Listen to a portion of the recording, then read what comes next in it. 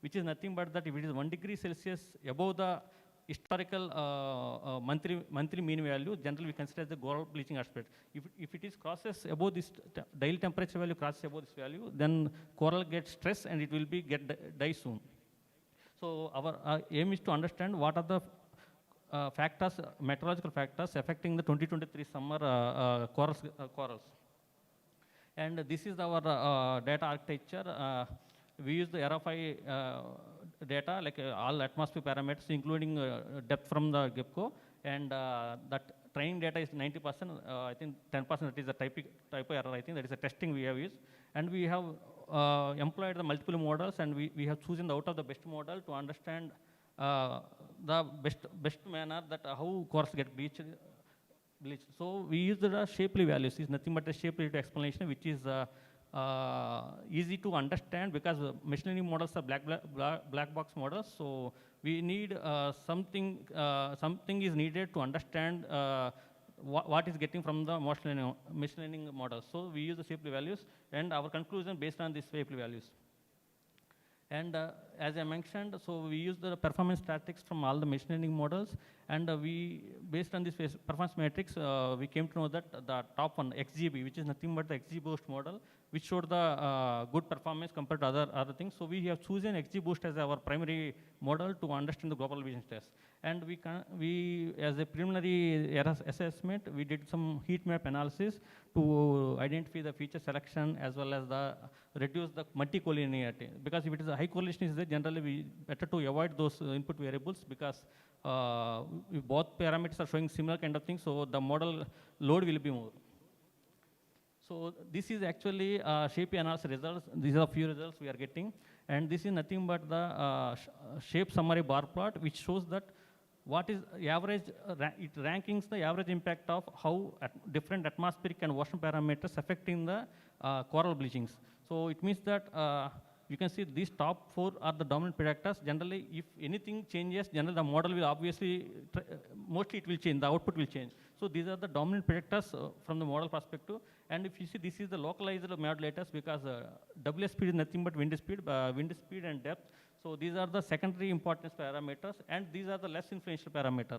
So even the wind speed lag is nothing but, generally if wind blows over the ocean, even though you will see that there is an immediate effect, but thing is that the immediate effect will not be seen. So the wind blows over the ocean, so generally in that point, so generally it will affect of cumulative effect of previous few hours or few days, 1-2 days. So then we tried to analyze even a few lakhs, but thing is that the few lakhs didn't go well, and the direct wind speed value we are showing some good average impact factor. So, and this is the coral stress, this is the B-SWAM plot, which is nothing but, previous which I showed is that how the average impact is going on. But here, instead of showing the average impact, so it will also show the direction of the variables. You can see the air temperature. What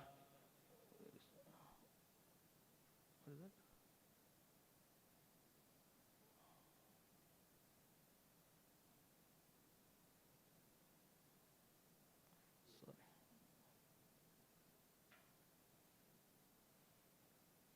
So you can see that T2, if you can see the top dominant predictors, you can see that the positive feature value from low to high. High means that high values are favoring the bleaching stress. So if it is high, generally right side values. If it is 0 to 1, if you consider that is actually model is favoring to get bleach. If it is negative values, generally those values generally model think that so those parameters generally reduce the bleaching.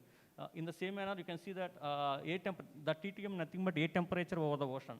You can see the higher values is the major factor. You can see if the shape value is larger, it means that the impact is more. 5 minutes? Okay. Thing is that, it means that if you have higher values, and the TTM, DTM shows that is higher values. Higher values nothing but we have a higher area temperature and dew temperature. Dew point temperature is nothing but the atmosphere moisture, what we have seen in the thing here. If it is high dew point temperature, generally what we have seen that the ocean, generally the evaporative cooling from the ocean, it will not get, it will not be goes. So what will happen? It will trap over the ocean, and finally the coral gets stressed because the heat will be trapped inside the ocean. So generally the corals get bleached. And these are the, even the flux, you can see the flux values, low values are helping for bleaching, but high values is reducing the bleaching. And this is the shape dependency plots which are updating from each feature value. The x-axis is the actual feature values, and y-axis is the shapely values. And you can see that both a temperature and dew point temperature showing the strong linear shape. It means that as the temperature and dew point temperature increases, corals get the bleaching stress is higher.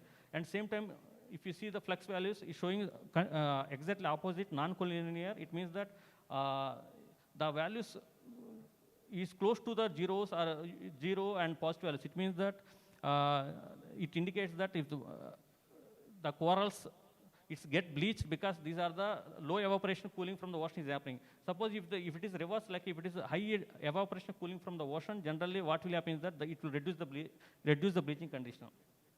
And similarly, these are the other individual parameters. And you can see wind speed, which we can show that it's showing the non-linear trend. It means that generally if wind speed is low, what will happen is that the ocean will not mix. As you know, in the tub, if you mix the water, you are pushing something, right? So in the open ocean, what will happen? If water want to mix means the wind speed should be higher. So if wind speed is higher, generally ocean will mix. Generally the cool water come from the subsurface to ocean. So coral will get relief. But thing is that here we can see that the wind speed is decreasing. Wind speed showing this kind of thing. So it means that corals are not sufficiently cool actually. So this is similar kind of behavior in short wave radiation. Here short wave radiation and downward long wave radiation, nothing but the heat energy emitted by the clouds. You can the atmospheric over the clouds. So generally the heat energy, clouds will re-emit the energy towards the surface. So this one also will affect the bleach. But here in the Arabian Gulf, there is no clear pattern in downward long radiation. And if it comes to the overall picture for bleaching regions using AI, so the most favorable conditions for the bleaching is that atmosphere heat trapping, because we know high air temperatures and dew point temperature during summer. Even if you go near to coast, you can see the temperatures will be daytime and the humidity will feel. But what will happen in the ocean is that, so due to both these reasons, the ocean will not, actually what ocean will do, it will try to emit the heat out of the ocean, but due to this high temperature and dew point temperature, so the ocean will not unable to send out, so it will trap inside the ocean. So generally, it will affect the underneath the coral reefs. And second one is failure to, as I mentioned, if you water mixes due to high wind speeds, generally coral reefs get survive. But due to low wind speed during the summer in our Arabian Gulf, so the wind will not mix the water, so the heat will be trapped inside the ocean. So generally, the fluxes will not go outside. How ocean will feel that if the fluxes will go rapidly, generally ocean will close. But this is opposite scenario happening in coral stress condition. Local vulnerability is nothing but depth also matter, because you can see ocean will not have a similar depth. If you see one coast, you have depth is few meters. If you go other coast, depth will be little more. So what I'm mentioning is that depth also, if depth is lower, generally heat will be higher. If depth is higher, if you go inside the ocean, generally the sunlight will not come to the deeper areas. Only surface areas up to few meters will come. So shallow areas generally will get the coral reefs over shallow areas. We are getting bleached, and sun is secondary. It means that. So apart from all these things, the forcing from the sun, nothing but solar radiation is a secondary parameter followed by the this temperatures and dew point temperature. So these are the main conclusions for the study. Thank you. Thank you. Thank you for presenting in record time, and I'm sure you've set the tone for the two more presentations that are to come. So can we have questions to the presenter? One or two questions, and then we move on. He was very articulate. He tried to be as fast as he could, but it was a very, very interesting presentation. Questions? Yes. Thank you very much. What do you think of adding water temperature? Because you are using air temperature, like, which is 2 meters above the surface of the water. And do you think it will be more accurate or the model will perform better if you add water temperature? Nice question. Actually, water temperature, which is a not from the RFI, which I considered, so which is from Optimum Interpol Sea Survey Temperature, which is a global product, 25 kilometer resolution product. So the people already been using that product as a ground truth observations. So we consider the same SST parameters. Generally, that is interpolated with different satellites. It's not like a reanalysis product. It's like a gridded product from the different satellites. So that we call Optimum Interpol Sea Survey Temperature, which is of 20 kilometer resolution. So I use this because the previous studies also use this thing, and it's a reliable source. So as from the ocean community, so that's what we consider this data. And if sea surface daily average survey temperature is above 1 degree centigrade up to, we have some threshold value. If it is above that value, so if that value present in at the time of ocean, so generally corals get stressed. Like how we feel stress sometimes, so the corals will get stressed. So generally what will happen is that the healthy, you can see these are the healthy corals. Maybe in the National Geographic channel, you will see these kind of corals. So if corals get bleached, what happens is that, this green color will gone off and it will become pale white. So generally no one will like it actually. Even the economies will depend on coral reefs, they will get affected actually.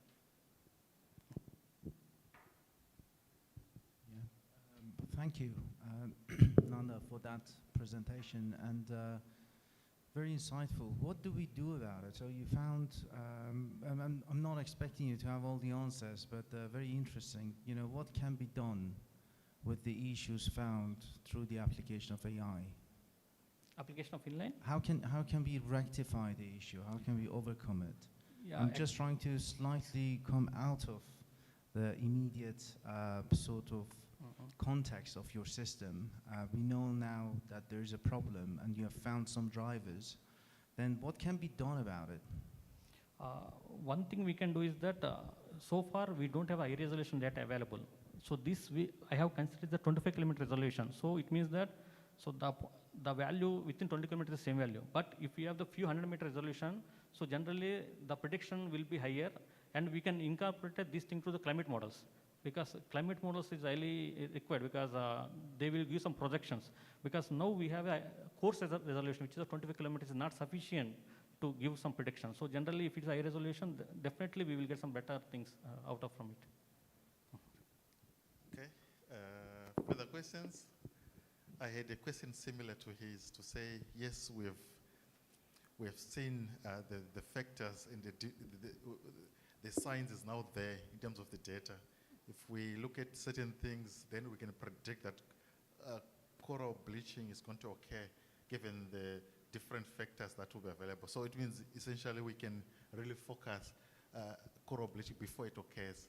So the question, like what he had asked, I think you've touched a bit on that, to say, now that we know, is there any anticipatory action that we can put in place to say, suppose we can predict that within a set, given the situation, perhaps where things are going, and as we are monitoring the different factors, coral bleaching is going to occur in the next maybe 2 weeks or within a month.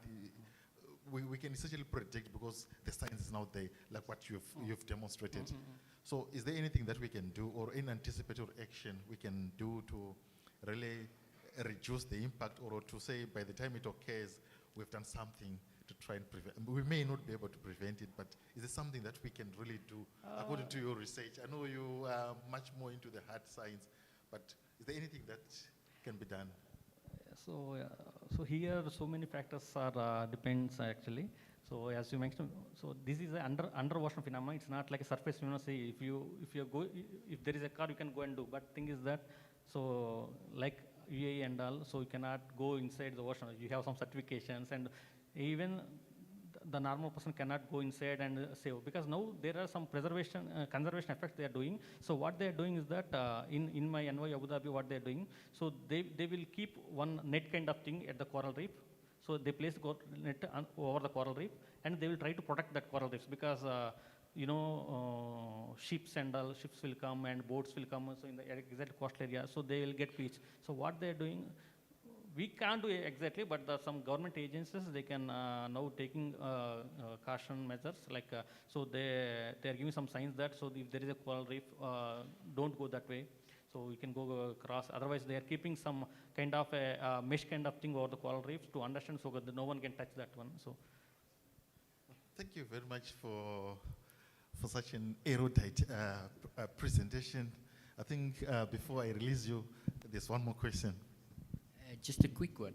I know there's very little you can do on the coral reef, but what we've experienced in East Africa is when we regrowing young corals, coral nurseries, yes, they're very concentrated. So maybe those coral reefs, you know, the new coral nurseries could be protected even by, yes, I don't know, shade cloth over, just cool the temperature down, because we experienced 78% loss of the coral nursery in 2 days. yes. Yeah. So and that's 2 years worth of work gone. So I think that even if we can just have the regeneration, I think your model will work very well for that. Yeah, yes, I agree. So actually we are working, we are taking initiative because so far we have so many studies to understand the bleaching drivers in terms of ocean perspective. Like, so they do some marine biogeochemical models, they have some chemistry perspective. But the perspective towards atmosphere side, so we have seen very limited. So I think we are trying to understand that if our model is able to predict everything, so at least we can give a caution that, okay, so next 2 weeks, these are the things will happen. So better we can make some conservation efforts to reduce that damage. So we cannot reduce fully, but at least up to some action we can stop actually. Thank you very much. I think the conversation will always continue during tea and during breaks and even way beyond this today. So yeah, thank you very much once more. So we move on to the next presentation. So like I emphasized earlier on, you really need to be somewhere here where I am so that as you speak, yes, your slides will also show. So the next presenter is Jakob from Ethiopia. Is looking at high-resolution satellite imagery and AI for monitoring protected areas with a case study of the Bale Mountains National Park in Ethiopia. Over to you, sir. 15 minutes.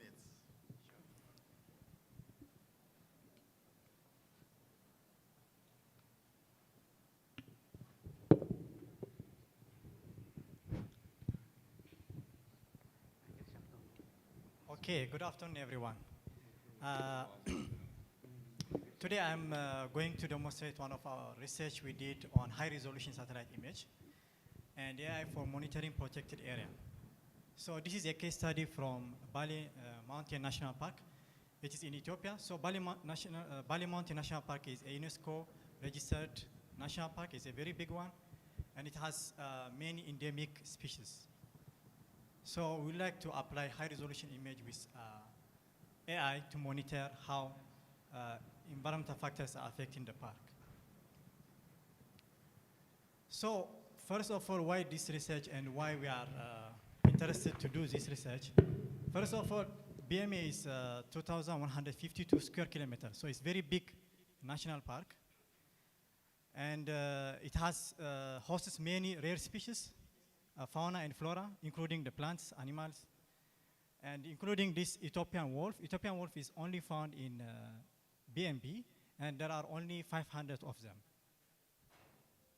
And the park also hosts critically endangered Bale mountain snail and number of other endemic plants and birds, and rodents as well.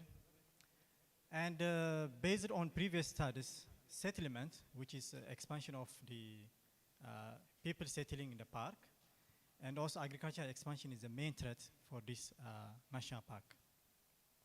So this is a national park, as you can see it here. So it's a very big national park.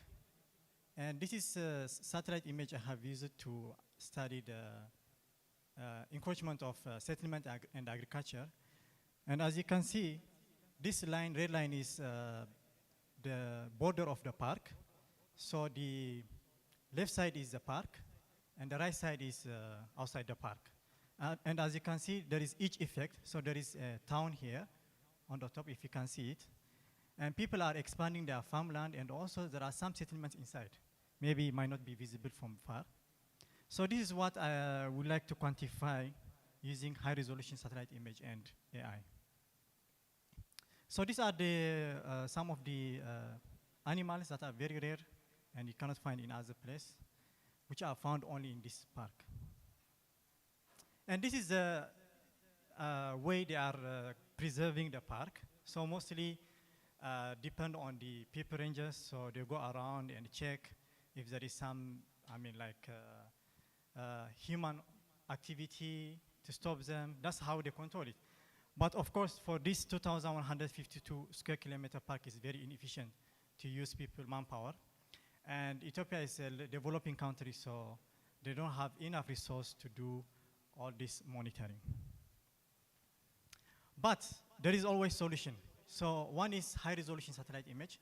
So when we are talking about very high resolution satellite image, it is between 0.3 to 0.5 meter resolution, which is, you can see even humans from that satellite image. So we use 2019 and 2024 image for comparison.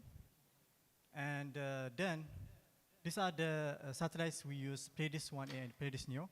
These are France-based satellites, and they have different spatial resolution, which is 0.5 and 0.3, which is centimeter scale.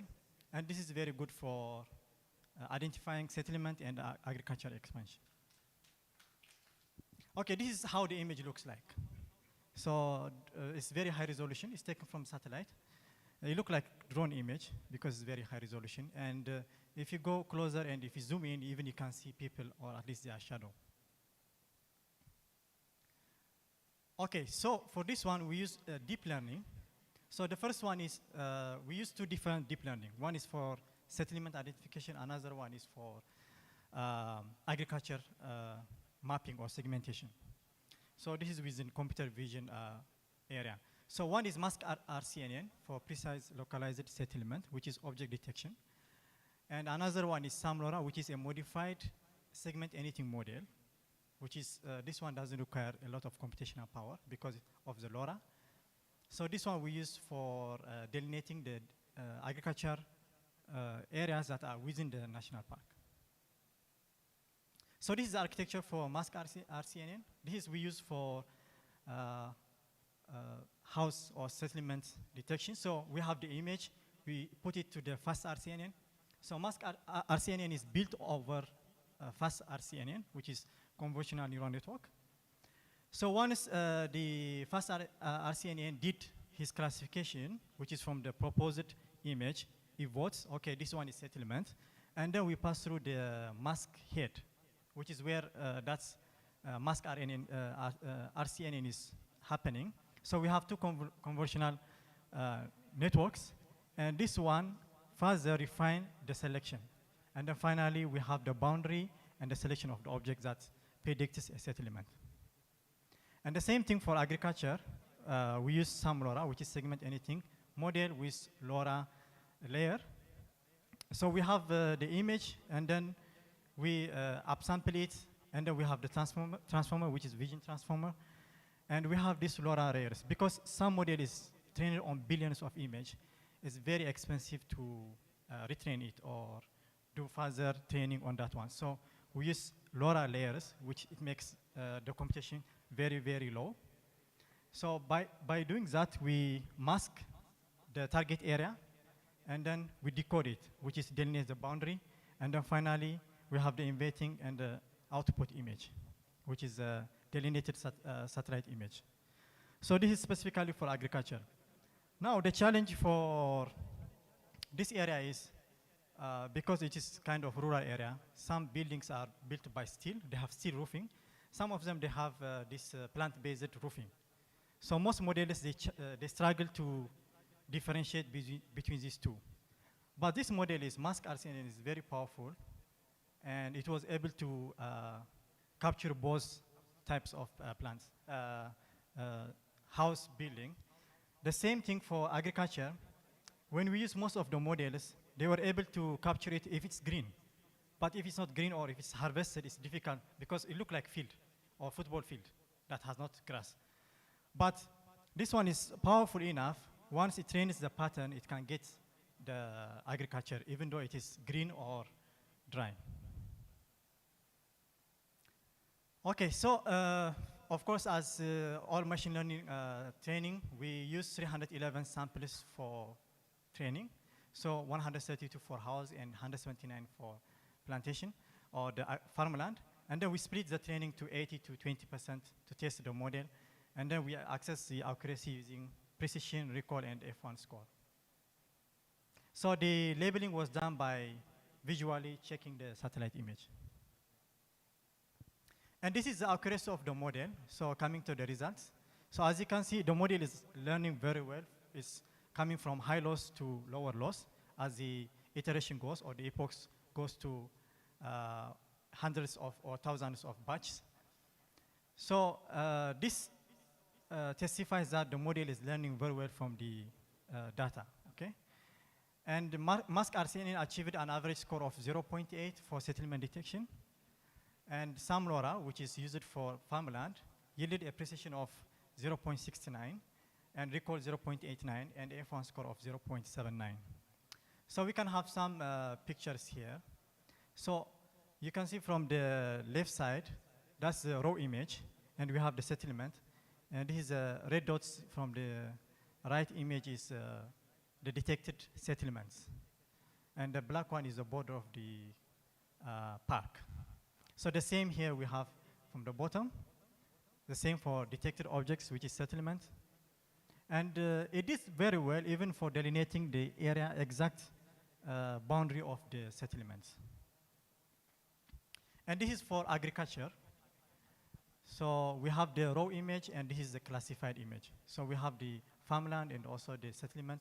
We're using both models. And here is, we have also the same sample. And this black line is actually, after the black one is there is green line. That's the boundary of the park. So as you can see, most of the time this problem is when there is a town or a village near the park, there is edge effect. So they tend to encroach the park, and the expansion is mostly pronounced in that area. Okay, this is a complete image of the satellite image we use. And then when we apply to the whole study area, this is the output of the image. So the green line is the border of the park, and we can see where the encroachment is happening for farmland. This is for farmland. And it was very clear here that is extending from this area, because there is town here as well, and that area also it has town. But for settlement, it's a little bit different. So this is for settlement and farmland. So by the way, this one is 2019. So comparatively, in 19 was less encroachment compared to 24. So over the years, it's increasing. So this is 24, completely increasing, both agriculture and settlement. We'll have also another picture for settlement. So quantitatively, agricultural expansion from 10.69 square kilometer in 2019 increased to 15.6 square kilometer, which is 42% increase, which is in 2024. So for settlement, here we have very scattered settlements, which is, I mean, if you send people to check, it's really difficult, but from the satellite we can get it. And of course, applying AI, we can detect scattered settlements around the park. And this is 2019, and we have 2024. It's increased more. So many encroachment to the park.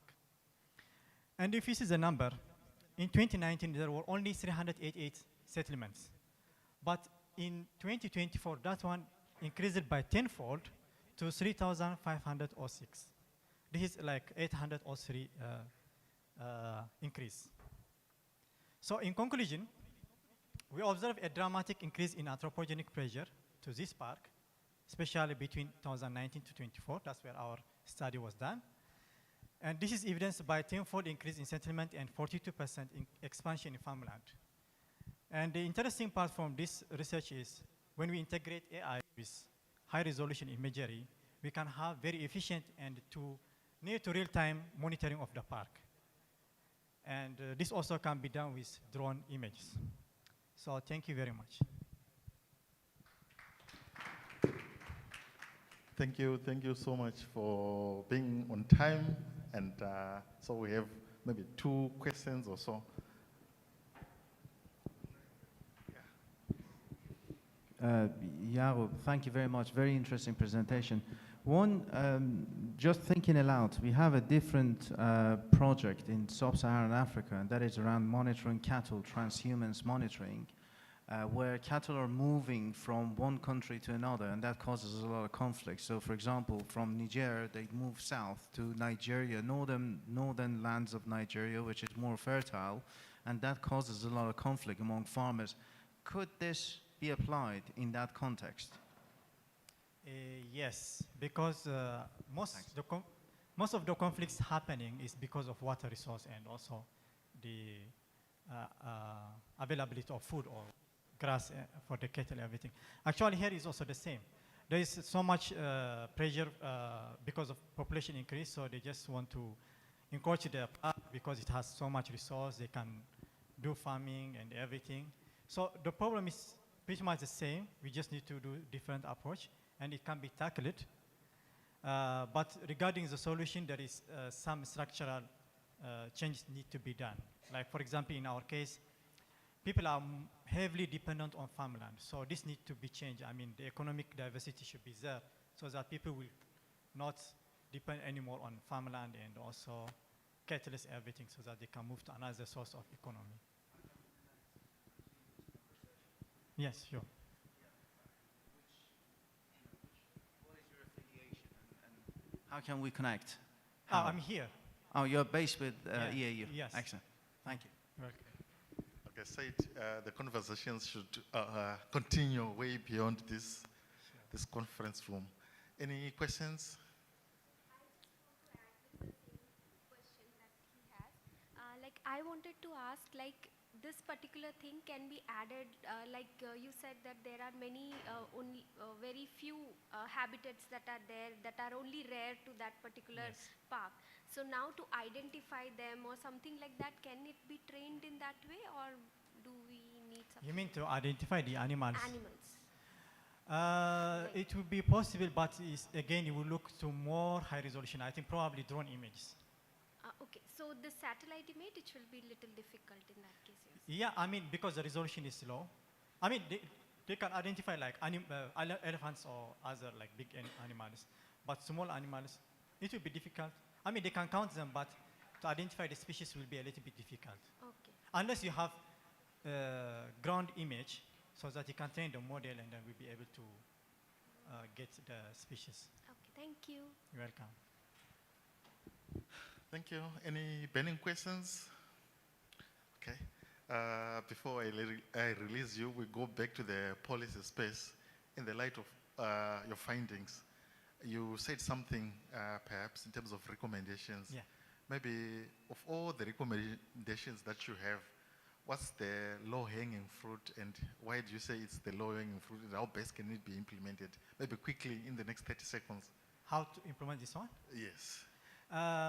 Actually, this one can be implemented, for example, because satellites, I think they cannot afford, of course, but with drone, because now this drone is becoming cheap, if the rangers are trained with drone, they can take drone image, and the model is still available, and they can use that one to see areas they need to focus for further monitoring or follow-up. Thank you. Welcome. So we move on to the next presenter. I think before he sits, I think he deserves to be given another round of applause. Thank you for that. So the last presenter of this session, we reserve the best for the last. So she is going to present on enhanced water use efficiency and security analysis for climate resilience in the Gulf states, and it's a decade of study. Over to you, Mawanda Taufik. Thank you.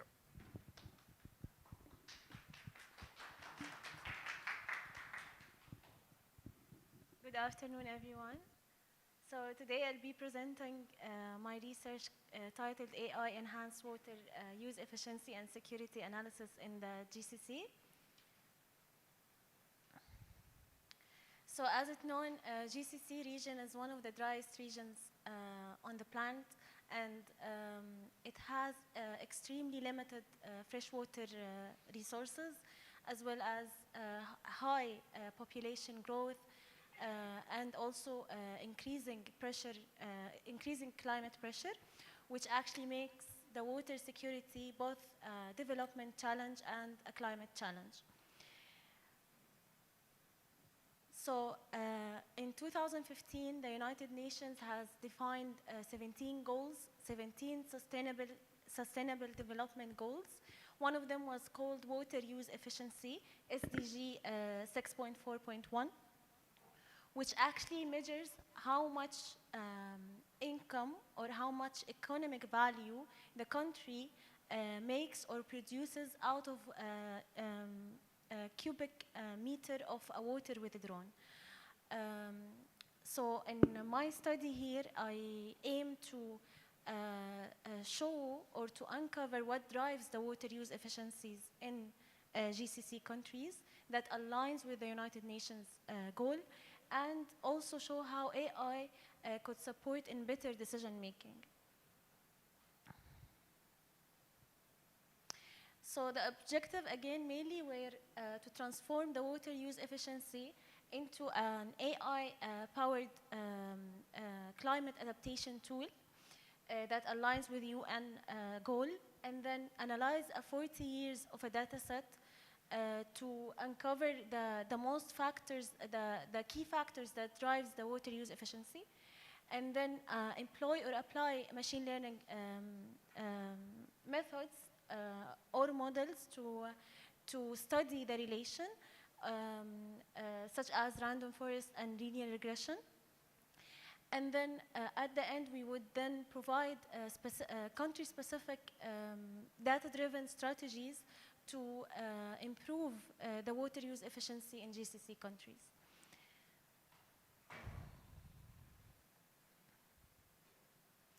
Now, the data set was actually obtained from FAO Aquastat, which is Food and Agriculture Organization website of the United Nations.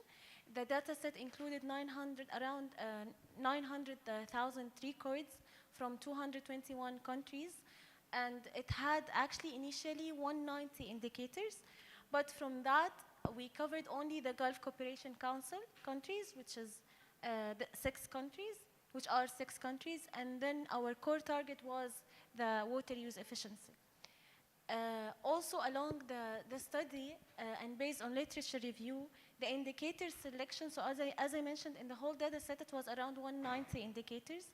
Now, out of that, we chose only 30 indicators based on literature review that could contribute to the water use efficiency.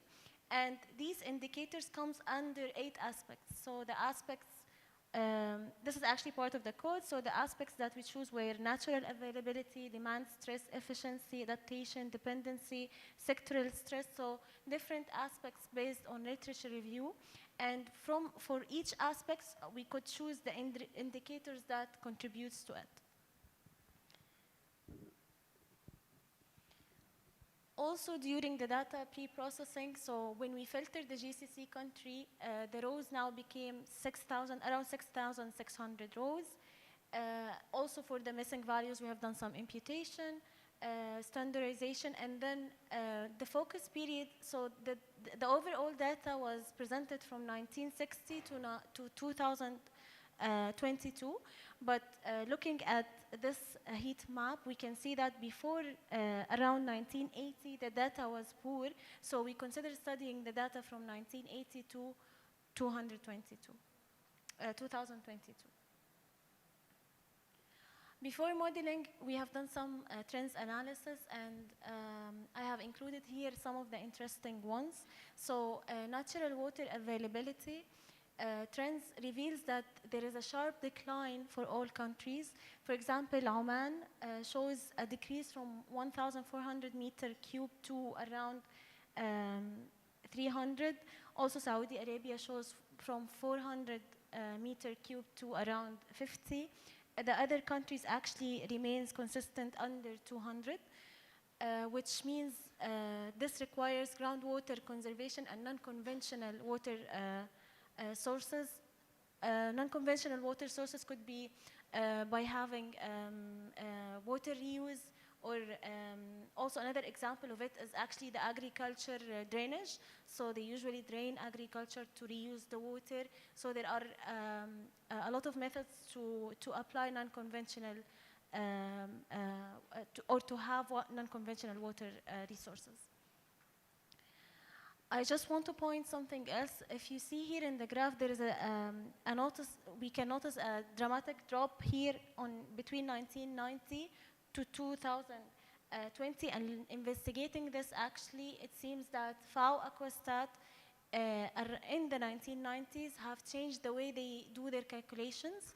So they have changed the way they do the estimations as well, from being theoretical to using more hydrological models, which actually caused the change caused all the values to drop, but then it went back to the normal trend.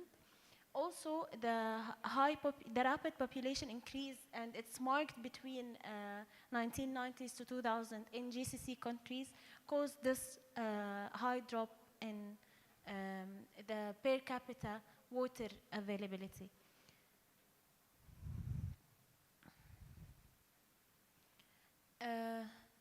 This comparison highlights the contrast between UAE and Saudi Arabia in terms of agriculture withdrawal. So in the first one, we can see that UAE the agriculture withdrawal has increased a lot, but it actually shows that they use modernized agriculture, and they do a lot of water waste treatment. While Saudi Arabia, if we see here, this was the latest reported agriculture water withdrawal volume.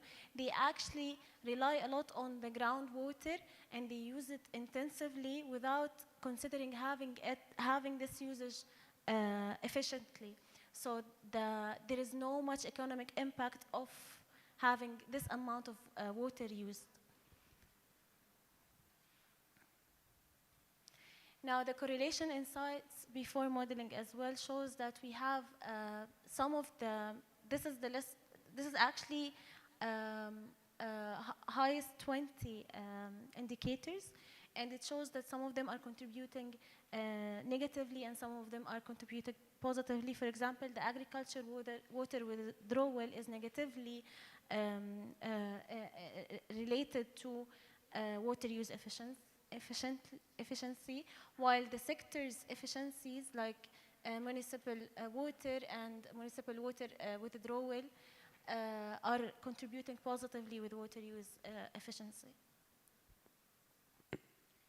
This is the full AI pipeline that we used for this project. So using the data inputs that has water, climate, and agriculture, we then applied PCA for dimensionality reduction, and then K-means for clustering the countries based on shared profiles. And then we applied linear regression and random forest to uncover the drivers of water use efficiency. Later on, we did the SHAP features to explain how these drivers are affecting the target. Now, PCA and K-means, PCA actually showed the structure of variations across the indicators, while K-means actually could cluster the countries. So Saudi Arabia had a separate cluster due to its high agricultural water withdrawal, while Qatar had a kind of separated cluster as well. UAE, Oman, and Bahrain remained together in one cluster. Then comes the linear regression coefficients. These were the top 15, and in here we see that the total internal renewable water resources are actually contributing negatively with water use efficiency. And actually the reason is if the country is having more water, they rely on using it without considering using it in an efficient way that would then bring or result in high economy. But so that's why with the total renewable water resources, it was negatively contributing. So having much water doesn't necessarily mean that we will have good efficiency. The whole idea is if we are using this water in a way that it can affect or impact the economic. Also, the groundwater produced internally was the highest positive contributor, as if we have internal water produced, it means that the country is stable and it can rely on its own water. But again, the only measure is if this is contributing to the economy.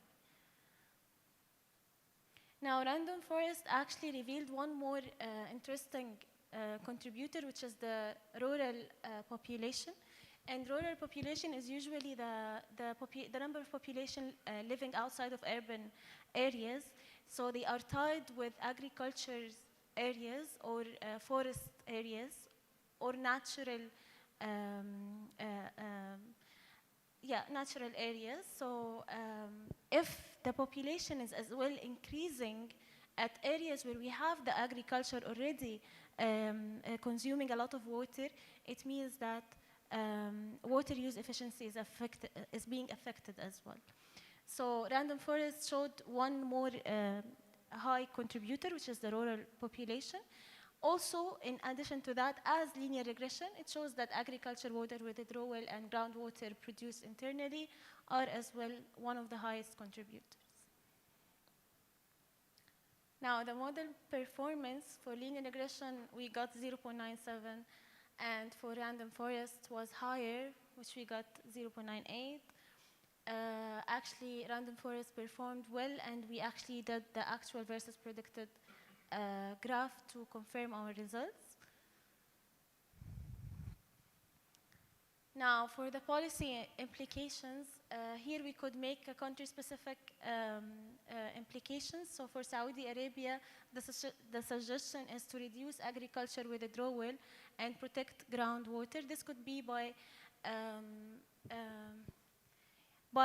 encouraging having greenhouse farming, also by building different networks that treats the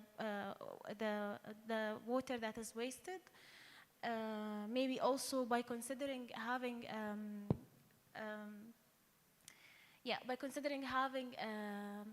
agriculture that could have high efficiency or high impact on the economic. For example, medicinal plants or herbs. UAE and Qatar can maintain municipal efficiency and expand the reuse of the water. Oman, Kuwait, and Bahrain can modernize irrigation and monitor groundwater, while all of them can work together to establish regional cooperation frameworks for managing shared aquifers on the boundaries. So in conclusion, the project actually was successful to show that AI is a tool that can support in decision making and reveals relations between indicators.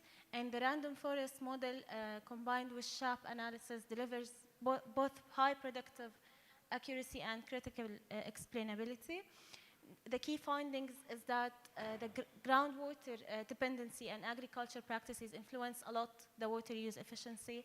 And the last thing is that our future work would be forecasting later on climate-related water risks and simulating scenarios with advanced predictive. Thank you so much. Thank you for the presentation. Maybe 2 questions. Why did you use Random Forest over other models? So I used Random Forest to study the complex relationships between the indicators, as not all of them were linear relationships. So it covers the non-linear as well, and it gave a high accuracy when it comes to the results. Thank you. Last question. Yeah, actually, I did test them, but because the data, as I said at the beginning, when I filtered the data, it came to 6,600 rows, and the change per country is the one was so we were studying per country. So per country there weren't many outliers. The data were consistent actually. Okay, we are done. In the interest of time, I think we have to give another round of applause as she sits down. Thank you. And maybe what's left for me is just to thank you all for coming to this session, and to maybe say we break for maybe 2 minutes as I hand over to the next chair. So we just a minute or so, and then we hand over to the next chair, then we can proceed.